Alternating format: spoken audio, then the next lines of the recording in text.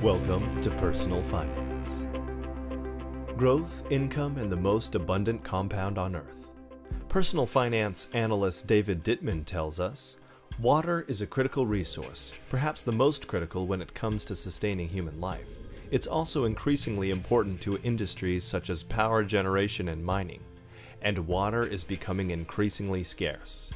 The global population is growing by about 74 million people a year, exacerbating existing water shortages and threatening to create new ones where abundance is taken for granted. According to the World Bank-sponsored 2030 Water Resources Group, at current rates of growth, demand for water worldwide may exceed supply by 40% in 2030. The solutions to this giant problem are creating a variety of investment opportunities. We'd like to highlight desalination. The technology used to create fresh water from seawater, desalination, has improved and become more economical as a drought-proof supply solution. There are nearly 600 projects across 90 countries that are in various stages of completion. Retail havens. Personal finance analyst Quan Nguyen prepares us for the coming retail season. Sales momentum at some of the biggest U.S. retailers was healthy throughout the late summer back-to-school season. But as autumn unfolds, bitter political warfare in the nation's capital, that's undermining economic recovery. While September marked the 5th consecutive month for increased consumer spending, the latest report from the U.S. Commerce Department showed retail sales rose only 0.2% during the month. Although consumers are still spending, they're taking advantage of low interest rates and spending more on bigger ticket items such as automobiles, furniture, and home goods. This shifts spending power away from apparel and core consumer goods. This isn't encouraging news for companies in the consumer staples sector. Nonetheless, certain retailers are overcoming these headwinds, which means they're positioned to take off when conditions improve.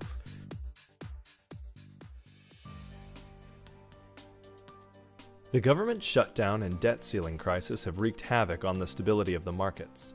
Volatility has increased across the board. When the dust settles, will the markets get back to normal, whatever that is? Mostly, yes. The focus should shift back toward the fundamentals, such as earnings and valuations, but the mere fact of this debt ceiling impasse chips away at the foundation of the full faith and credit. True, we've had these uncertainties before, but we live in an interconnected world. Our financial strength isn't what it used to be, and our borrowing needs will continue to increase over time. Our evident willingness to even consider not paying our debts on time adds a new element of political instability.